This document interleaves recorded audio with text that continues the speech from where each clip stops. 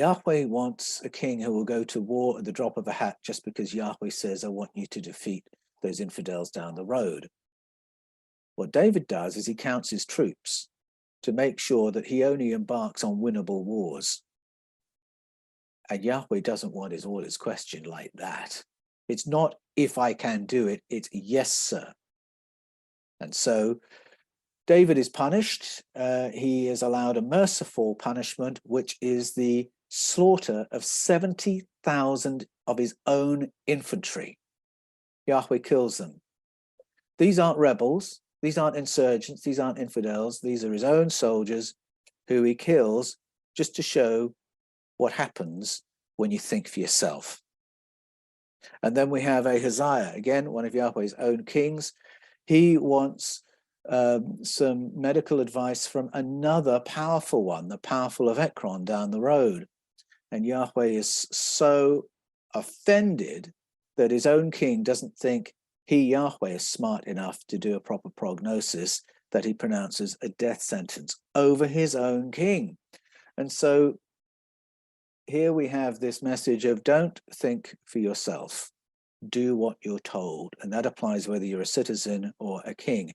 And that's become our idea of righteousness and sin through the whole of Christian history. That's what we think righteousness is, doing what we're told. And sin is doing what God doesn't want. And we've lost all agency to think for ourselves and weigh things up, whether the thing is good or bad. It's that knowledge of good and evil that the senior Elohim in Genesis 6 didn't want humans to have. The senior Elohim in Genesis 3, the story we call the fall, wants humans kept at an animal level, so unintelligent that we don't even know we're naked. This is the Yahweh character in Genesis 3, although that name's been superimposed. He wants humans that can be trained. They will do the right thing because if they do the right thing, reward. If they do the wrong thing, pain. That's how we train animals. And that's what he wanted for us. Whereas the serpent said, no, they need to be conscious. They need to be aware. This is not a happy existence for them. And so he does the upgrade. That's the Genesis 3 story, which repeats in narratives all around the world. But it's not just about models of goodness, sin, righteousness. This is about covert government, isn't it? Because the people thought they'd got rid of Yahweh and replaced Yahweh with a human king, Saul, one of their own, to pursue policies for the common good. Except the body sitting on the throne has changed. The face fronting up to the public has changed, but lurking in the dark in the corridors of power is Yahweh, still calling the shots. When it doesn't go his way, there will be consequences. Same with David, all the way through to Ahaziah.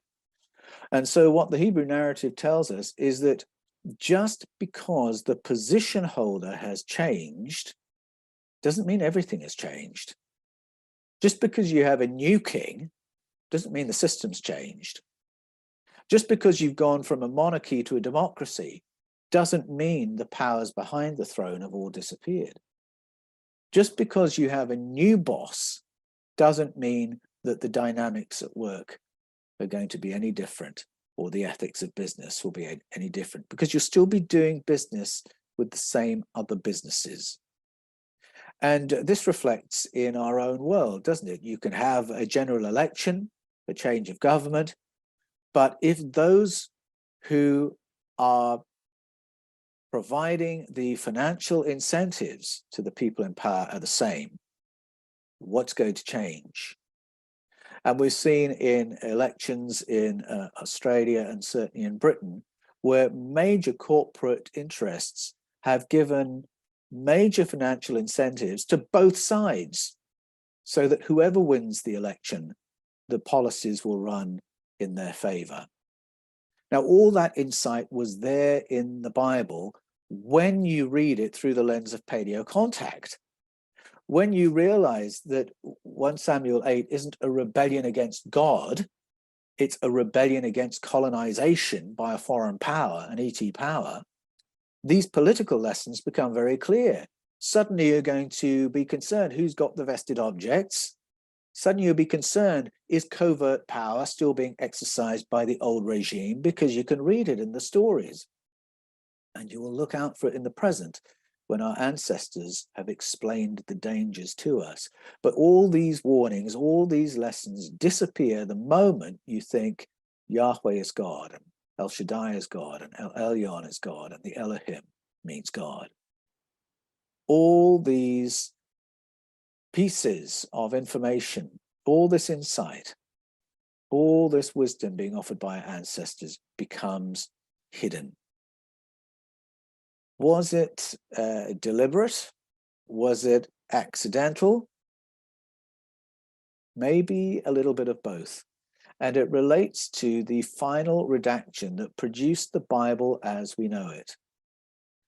There's a very broad scholarly consensus that this final edit was done in the 6th century BCE on an ideological agenda to teach monotheism. And so a very disparate bunch of scriptures and scrolls were gathered together and reworked into a single piece to teach monotheism. And anything in those texts that ran in a different direction had to be obscured in some kind of a way.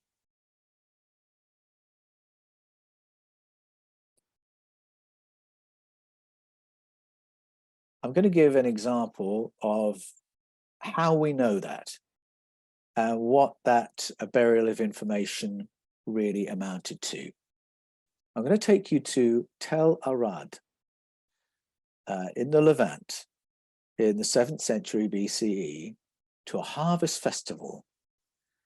Here we are in this beautiful city of Tel Arad. It's full of music and dancing. Everyone is joyful today.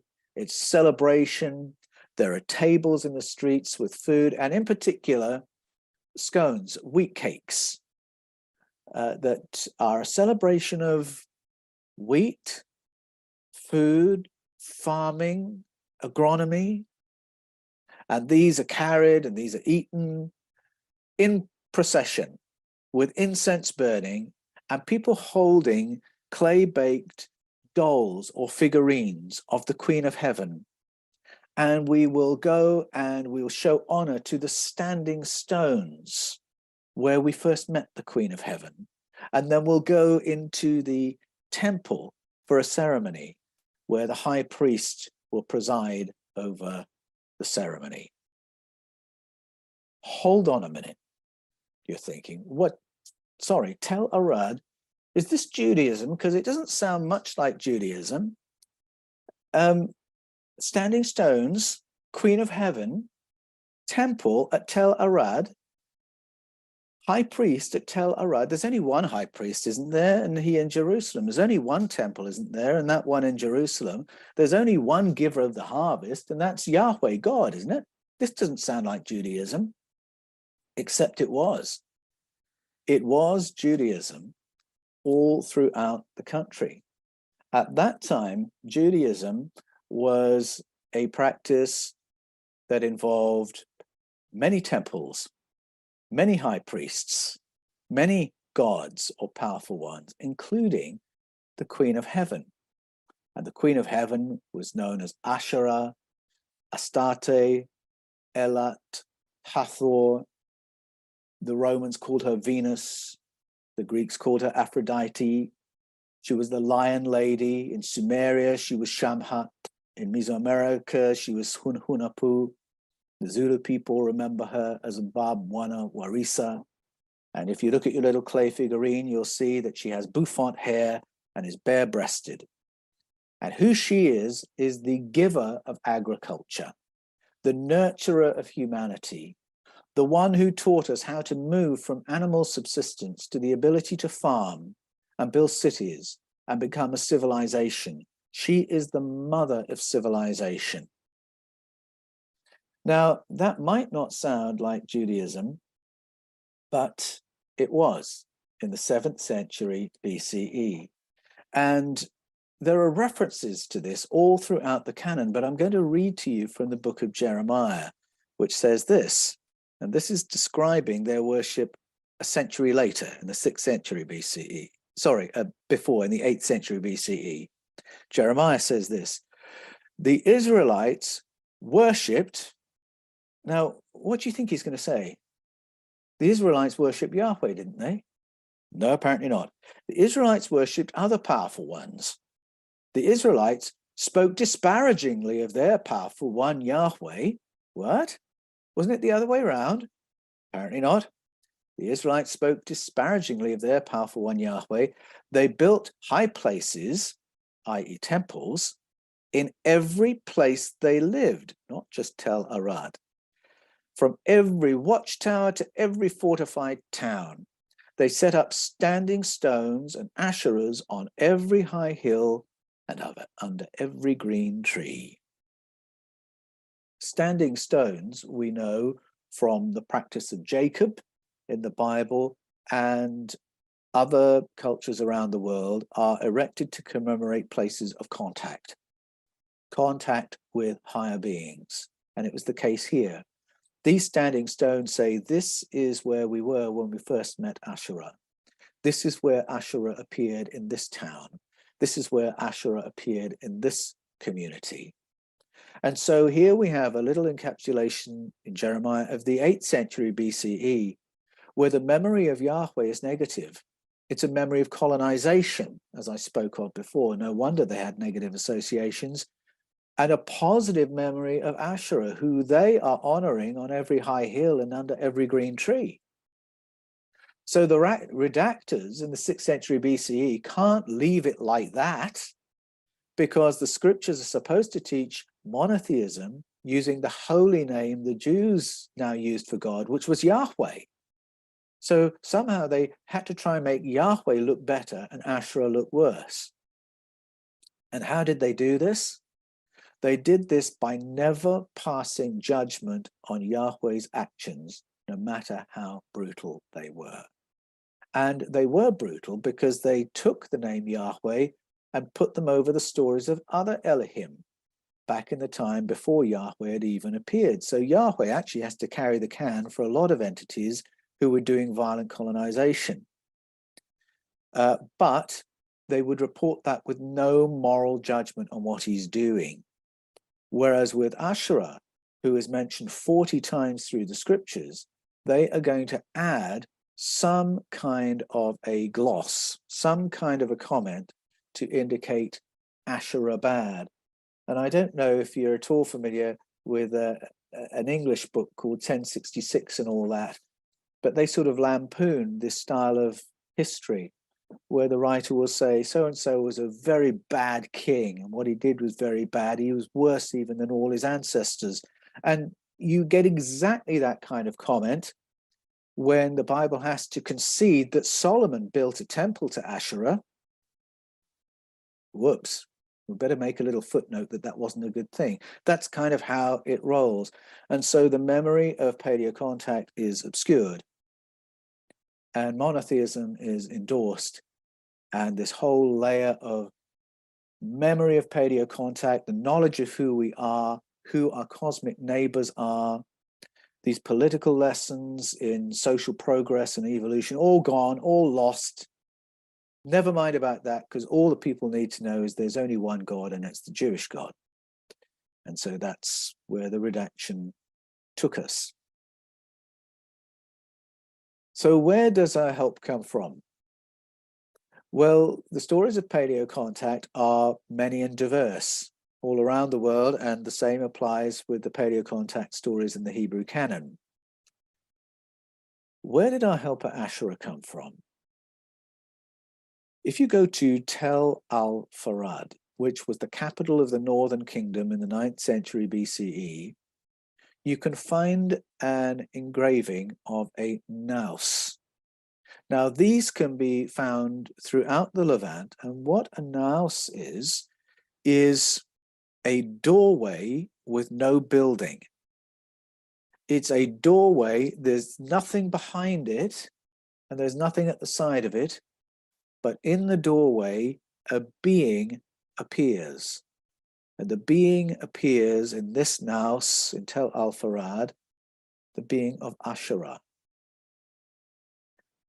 Now, what do we call a doorway that has nothing behind it, but people can come through it? Don't we call that a portal? If so, does it tell us anything about where Ashera came from? Clearly, she was an advanced being. She lifted humanity, or the being she represents lifted humanity from animal subsistence to civilization builders. So where did she come from?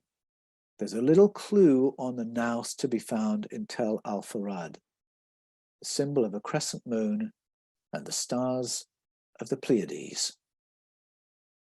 Now we might say, oh, that's just a random decoration, if it weren't for the fact that there are many other cultures who identify the Pleiades as the source of the beings who came and taught our ancestors agronomy. Listen to the Cherokee people, they will tell you exactly the same. And they carry a memory of their arrival in objects that look like eggs, which landed, people came out and sat with their elders and taught all the things that Ashera taught in those stories. But this was all to be forgotten. And I'll see if I can find one final quote here.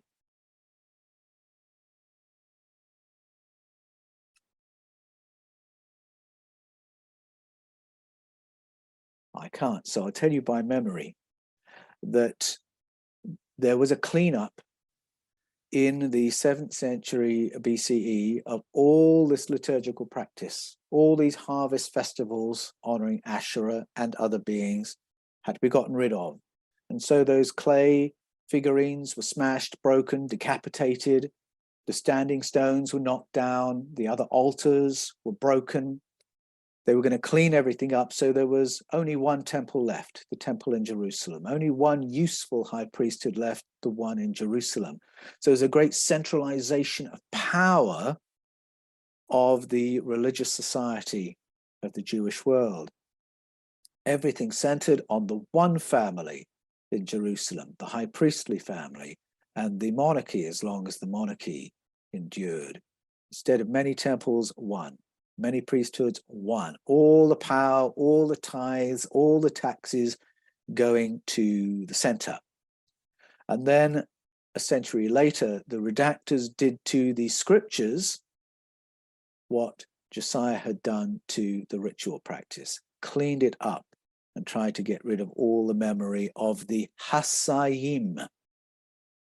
This was the text I was looking for. Getting rid of all the symbols of the Hasayim. And that word means the armies that came from the sky. Well, I think it's a shame that we lost this knowledge. And it means that by the time we get into the New Testament, and by the time we're reading 1 John 4, where the writer clearly expects the early Christians to be experiencing helpful contact with other kinds of being, the knowledge of who and what those other kinds of being are has been lost. He doesn't seem to know. He knows there's contact, he knows there's useful information, but he's not quite sure who or what these spirits are that are communicating. And by spirit, we don't mean a disembodied entity necessarily. We don't necessarily mean a physical entity that communicates remotely, because in some cultures, a spirit was simply an entity that could show up in your room just like that and disappear just like that. So the experience of contact was still there, but the knowledge of who we were in contact with had been obliterated. But before our ancestral narratives became fiction, the knowledge was there. Before the Bible became a book about God, the knowledge was there about our deep past and our present and our future. The knowledge was there as to where our help comes from if we want to progress to a better human experience. And if we do the work of going to root meaning translation, which is what all my books are really about, we discover that our ancestors wanted to us to know about our power as individuals, our higher cognitive powers. Wanted us to understand our power in solidarity when we work together, our power when we reject fear, our power when our love for our brothers and sisters exceeds our loyalty to those over and above. This is our power to progress. They wanted us to know the pain of colonization so we could recognize its patterns in the present. They wanted us to know about the dangers of covert government so that we could ward against it. They wanted us to understand there is an invisible ET layer to world politics, just as there was in the time of Saul and David and Ahaziah. They wanted to understand that we can enjoy contact with ET neighbors that is positive and nurturing, both in the deep past and to provide help in the present. All these lessons are available today if we are willing to listen again to stories we may have dismissed as fictions and fables. All these lessons are available to us if we're willing to dig a little deeper in translation and get to the root meanings of key words. Because if we do that, we will find a whole other layer of understanding available to us, which can transform our lives in the present. So I'll pause there and say thank you for listening. And Neil, looking forward to getting into some Q&A.